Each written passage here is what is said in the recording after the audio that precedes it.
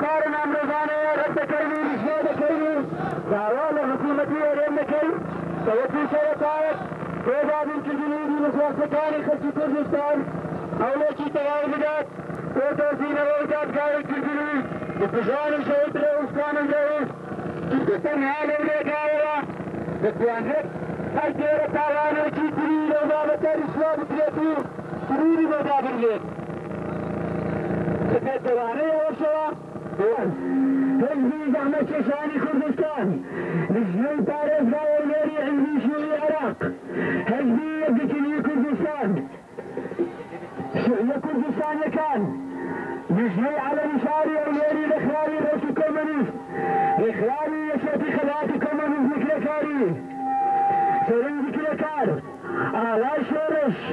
بارتي كركاراني كردستان سككا بارتي رنجي جلغات روزنامه الولاد شعية كردستان الراسخي مكان الحركة الديمقراطية الفعلية لتشوتي بكاران كومري نري شبن كساني فرد خوض الان التحالف الديمقراطي لاستقلال كردستان في بلوزة بطن يوم تويكر كومري عواركان كردستان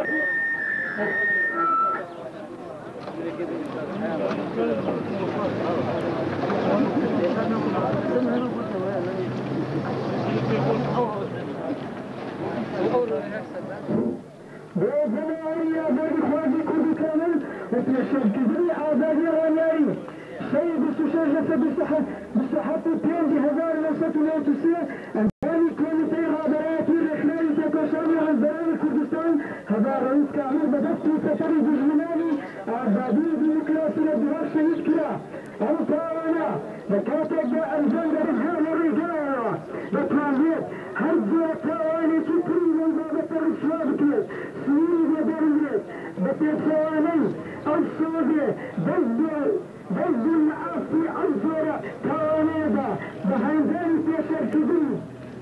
حزبي زحمة شفاني كردستان ويجي فارزان هندان حزبي الإعلامي حزبي نجد كردستان سنة كردستان مكان مجمع على الإنسان هندان رحلان أنفقاوي رحلان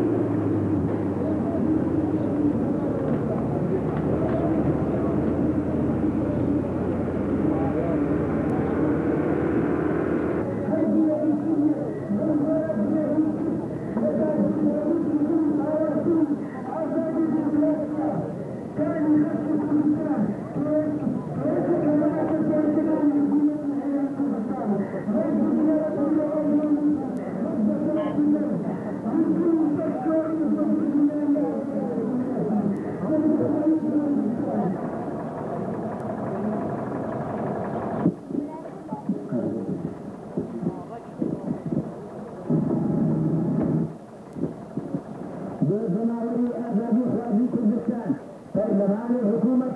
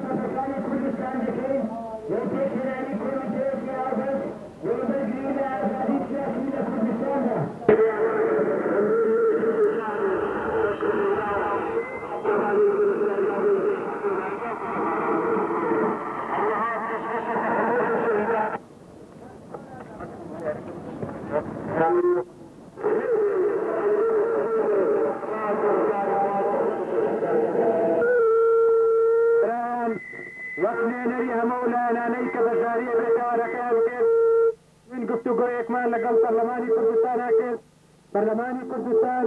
ڕێزێکی زۆری هەبوو بۆ ئەو جەماوەرەی کە لێرەدا کۆبوونەتەوە کە سقەی خۆیان بە پەرلەمانی کوردستان ئەدەن و پەرلەمانی کوردستان بە نوێنەری خۆیان دەزانن و هاتوون داواکانی خۆیان پێشکەش بۆیان دەکەن. ئەوانیش هاوبەشی ئێمەیان کرد لە ناڕەزایی دەربڕین دژی تیرۆر لە کوردستاندا و داواکردنی ئازادی سیاسی لە کوردستاندا. داواکانمان هەروەکو ئێوە دەزانن داوای ئەوە بوو کە شەهیدکردنی هەڤاڵی پێکۆشەرمان شەهید ڕەئوف بکرێتە خاڵی سەرەتا بۆ سنووردانان بۆ پێشێلکردنی ئازادی سیاسی و بۆ سنووردانان بۆ کاری تیرۆریستانە. ئێمە نوێنەری هەموو لایەنەکان تاکیدمان لەسەرەوە کرد کە ئێمە مەبەستمان لەوە نییە کە تاوانباران لایەنێکی دیاری کراو بێت، بەڵکو تاکیدمان لەسەرەوە کرد کە دوژمنانی ملەتەکەمان لەناوە و لە دەرەوە زۆر ڕوو ئەم جۆرە تاوانانە تیرۆر کە دەکرێت بە زۆری پیلانی دژمنانی گەلەکەمانە جاسی دژمنی ناوخۆ بێیان دەرەوە. تاکیدمان لەسەرەوە کرد کە بۆ سنووردانان بۆ کاری تیرۆریستانە و بۆ ئەوەی جارێکتر ئازادی سیاسی پێشێن نەکرێت دەبێت کۆمیتەیەک پێک بهێنێت بۆ تەحقیق لەو مەوزوعە و گەڕان بە دوای تاوانبارانە و تاوانباران بدرێن بە دادگا. نوێنەرانی پەرلەمانی کوردستان کە لەگەڵ ئێمەیە گفتوگۆیان کرد پەیمانی ئەوەیاندا کە ئەو کۆمیتەیە پێک بهێنێ و نەک بۆ هەڤاڵ ڕەئوف بەڵکو بۆ هەموو کێشەیەکی لەو بابەتە سزادانی یان دادگایی کردنی تاوانباران بکرێت بە پەندێک بۆ ئەوەی جارێکی تر هەموو ئەوانەی ئەیانەوێت ئازادی سیاسی لە کوردستانە بشێوێنن، هەموو ئەوانەی ئەیانەوێت شۆڕژگەڕانی گەلەکەمان بترسێنن، خۆیان سزا بدرێن و چاوترسێن بکرێن و جارێکتر دەستیان نەچێتە ئەوەی کە ئازادی سیاسی لە کوردستانە بشێوێنن. ئەوەش مەبەستی سەرەکی ئێمە بووە و داوای ئەوەمان کرد کە ئەبێت بە شێوەیەکی یاسایی ئازادی سیاسی بێقەید و شەرت ڕابگەیەنێت و هەموو پشتگیریان لەوە کرد و ناڕەزایی خۆیان دەربڕی بەرامبەر بە هەر جۆرە کارێکی تیرۆریستانە لە کوردستانە. ئیتر جارێکی تر زۆر زۆر سپاسان دەکەین. ئێستاش برادەری تر لەوانەی کە بەشداری گفتوگەکەیان کرد ئاخاستنی خۆیان هەیە لەو بابەتەوە گۆ لە نێنەرانی خۆیان بکەن بۆ ئەو مەدەستا کە لەگەڵ پەرلەمانی کوردستانە قسەکرا لەسەر کاری تیرۆر بوو ئەوەی ئەو کۆمەڵە خەڵکی بەداهاتوونە لێرەدا بەدای ئەو مۆزوعەیە کەوە حالەتێکی فکری تیرۆر دەکرێت لە کوردستانە یعنی تیرۆری سیاسی هەیە ئەوەی کە ئێمە باسمان لێ وەکو نێنەران بۆ دروستکردنی کۆمیتەیەک بۆ محکەمەکردنی ئەو تاوانبارانە بەڕاستی ئەو برادرە ئیشارەی پێ نەکرد بە تەواوەتی ئاگای لێ نەبوو ئەوان نەچوونە ژێرباری ئەو کۆمیتەیە دروست بکرێت چکم باسییان لەوە کرد گوتیان ئەمە دەبێتە محاکمی ئیستثنائی دەبێتە محاکمی ئەمنی دەولی یعنی ئەمانە چیە بێت یعنی ئەمانە کارێک خۆش دەکات بۆەوەی دیکتاتۆرێت و ئەو کارانە بێتە پێشەوە بەڵام داوای قانونی یعنی محکەمەی مەدەنیان دەکرد ئەوەش ئێمە ئیشارەمان لێ کرد داوای ئەوەمان کرد ئێمە داوای قانونی محکەمەی ئیستثنائی ناکرد یعنی محکەمەی ئیستثنائی نیە ئەو محکەمەیە بەکەی بخۆی خەڵک بکوژێ ببرێت نەخێت داوای ئەوەمان کرد لە محکەمەی مەدەنیە نازانم ئەو برادرانەی کە لە قوانینە نەختێک ئاگادار بن لە محکەمەی مەدەنیە بەشی جۆرا جۆرەیە بەشی ئەحداث هەیە یعنی لەگەڵ مناڵانە کار دەکات بەشی بیداعە هەیە بەشی شەریعە هەیە ئێمەش داوامان کرد بەشێک لە قانون لە محکەمەی مەدەنی لە کوردستانە بکرێتەوە تەنها مختص بێ بەکاری تیرۆر ئەو حاکمەش و هەموو لیجانی مدعی عامە هەڵبژێردرا بوون چکم لە کوردستانە لەجنەی قەضائی یعنی مختص بە قەضای کوردستان منتخب نییە تاکو ئێستاکە هیچ حاکمێک منتخب نەبوو تا ئێستاکە ملایەنی مدعی العام منتخب نیست لەبەر ئەوە داوای ئەوەمان کردووە ئەو لێژنەیە ئەگەر ناچنە ژێرباری ئەوەی کەوا محکەمای خاص دروست بکەن یعنی ئەمە یەکێکە لە سیماتەکانی دەوڵەتانی دیکتاتۆریەت کە لە کوردستان دیکتاتۆریەت بەرقەرار نیە دیموکراتیەت بەرقەرارە ئێمەش داوای ئەومان نەکرد حتا من خۆم ئەو ئیشارەم بۆ کردم ئەگەر محکەمەیەکی خاص لە کوردستان دروست بکرێت من یەکەم کەسم پێش لە پەرلەمان دەگرم بەڵام داوای ئەوەمان کرد کە لە محکەمای کانی کوردستانە بەشێک هەبێت کە مختص بێ بە محاکەمەکردنی تاوانبارانی تیرۆری سیاسی ئاوە داواکاری ئێمە بوو هەر هەموو ئەو خەڵکەش کە لێرانە کۆبوونەتەوە بە ڕێکخراوی سیاسی و ڕێکخراوە جەماوەریەکان و خەڵکیالی مستەقل هاتوونە پێویستەکە بەدوای ئەم کارەوە بین و پشتی لێ نەکەینەوە چکۆ ئێمڕۆ کە چوونە ژوورەوە ڕئیسی پەرلەمانمان نەبین لەبەرەوە قسەی ئەکیدیمان وەرنەگرت سکرتێری پەرلەمانمان بینی بوو کاک فرسەت و کاک فەلەکەدین کاکەی دانیشتبوونانی قسەی محەدەد و نهائیان بە ئێمە نەدا چکۆم ڕئیسی پەرلەماندا نەنیشتبوو ئەوش لە قسەی ڕئیسی پەرلەمانە جواب بداتەوە بەڵام بۆەوەی ئێمە بەدای مۆزوعەوە بین قسەیەکی نهایی وەرگین پێویستەکە بە هەر شێوەیەکی خەباتکردن بێ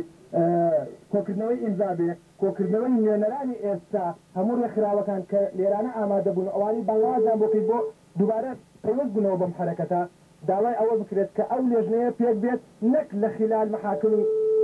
خاصە بەڵکو لە خلال محکەمەی مەدەنیا لە کوردستانە ئەگەر بەدوای ئەم کارەوە نەبی بخرێتە سەر محاکمی ئێستا کە خۆتان دەزانن محکەمە قەزا زۆر زەعیفە وەکو خۆیان باسییان کرد خۆی تەنفیزی کەمە چەندها تورێر دەبینن ڕۆژانە لێرە و لەوێ دەکرێت دەکوژێت تیرۆریش تەنها کوشتنەکە نیە تیرۆر لەسەر جا دەکردن قسە پێکردن ئیهانەکردن بە ڕێکخراوە ئیهانەکردن بە ئینسان ئەمانە هەمووی کاری تیرۆرە بۆیە ئێمە دەڵێن هەر هەموو پێکەوە داوای ئەوە دەکەین ئازادی بێقەید و شەرتی سیاسی بۆ کۆمەلگای کوردستان پێکێنانی محکەمەیەک تەنها مختص بێ بۆ کاری تیرۆر و هەموو لایەنە قەزایەکانی چی بە حاکمەکان و چی بە مدعی عامەکانەوە منتەخب بن ئەوە داواکاری ئێمەیە و ئەبێ پشتی لێ نەکەینەوە ئەو ڕێکخرا و گروپانی کە لێرەش ئامادەن لێژنەیەک بۆ ئەو کارە پێک دێنن کۆمیتێک بۆ کارە پێک دێنن بەدوای ئەم کارەوە دێن تاکو و پەرلەمانی کوردستان بە شێوەیەکی ڕەسمی داوامان لێیان کرد نەک بە تەنها بە ڕێکخراوی کاک ڕەوف و ئاگادارکە گوتمان پێویستەکان لە وەسائلی ئەعلامەوە لە جەراید و تەلەڤیزیۆنەکانەوە هەموو خەڵکی کوردستان و دنیا ڕابگەیەنرێکەوە لە کوردستانە محکەمەیەک هەیە ئینسانانی تیرۆر کرد خەڵکانێک کە بەدوای تیرۆر ئایدۆلۆژیە کە بەدای تیرۆرەتانێت فەزع دەکرێت حەزبێک ئەگەر پاڵپشتی لە تیرۆر دەکات فەزع بکرێت و ناو خەڵکی کوردستانە بە ئاگاداری بێت ئەیتر سوپاسانەکەم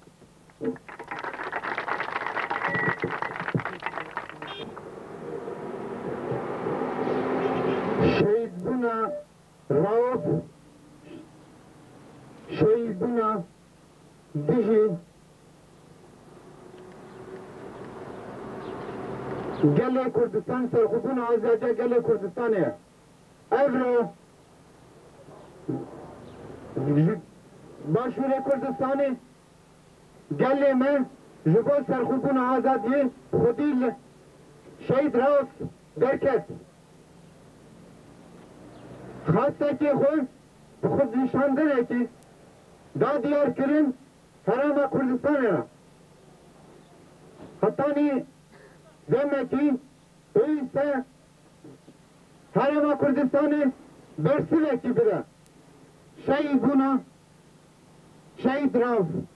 لسر به اساسی ام دبیشیم شهید بونا شهید راوف دیجی سرخو بونا آزاجه گلی کردستانه لسر به اساسی شهید بونا گلی شهید بونا راوف جبا bütün geleme yakuna bütün geleme lazıme dest bedin hem bütün geleme dişi ve terörahane derkevin dişi düşman yak bibin şehit buna Rauf penenin acıbalık başvuru Kurdistan'ı peşi şehit Rauf'şi zor şehit derketin numune Ali Kofi Sadık Ömer İsmail Şenaki daha zedeyi şehit erketin. Harama Kurdistan'ı hatta neyse bersivet ne de yavan şehidi hani. Khasek ama zamaneki Kurt'ta Harama Kurdistan'ı liseris. Wan akhattini Kurdistan'ı ravasta bersivet gibi. Khaseka geli başvuru Kurdistan'ı Khaseka Türk geli Kurdistan'ı. Spasikim. Konseyi mozaga sıkıntı çıkaran bir şarkı meselesi bekleşe takılacak.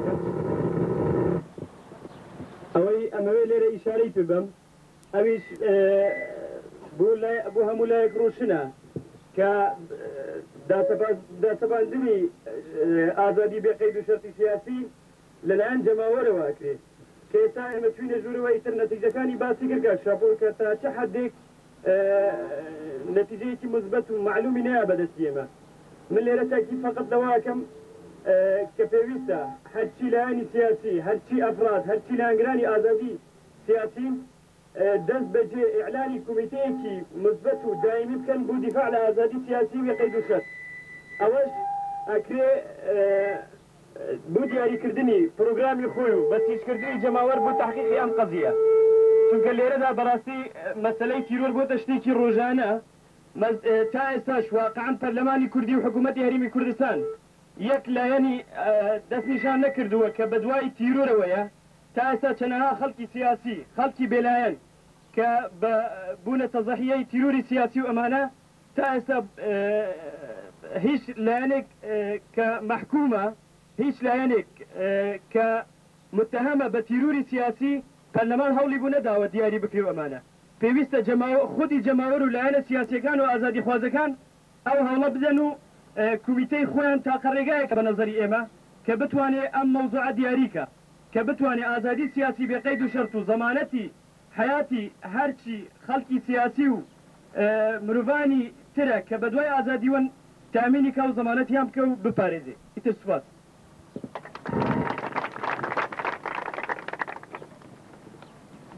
ئەویش تەنها لەبەرەوە بوو کە سەرۆکی پەرلەمان لەوێ نەبوو بەڵام پەیمانی ئەوەیان داینێ کە داواکانی ئێمە بگەێنن بە سەرۆکی پەرلەمان دواوەتەشمان کاتێکە هاتینە دەرەوە تاکیدمان لەسەرەوە کرد پەرلەمانی کوردستان بۆ ئەوەی بیسەلمێنێ کە نوێنەری ڕاستەقینەی ئەم گەلەیە نوێنەری ڕاستەقینەی ئەم جەماوەرەیە کە لێرەیە کۆبەتەوە ئەبێ وەڵامی داخوازەکانی ئەم جەماوەرە بداتەوە ئەگەر بێت و وەڵامی داخۆزەکانی ئەم جەماوەرە نەداتەوە دەیسەلمێنێت کە نوێنەری ئەو جەماوەرە نییە و لێ نوێنەرایەتی ئەو جەماوەرە ناکات دواوەتەشمان لێرەدا ئەوەیە کە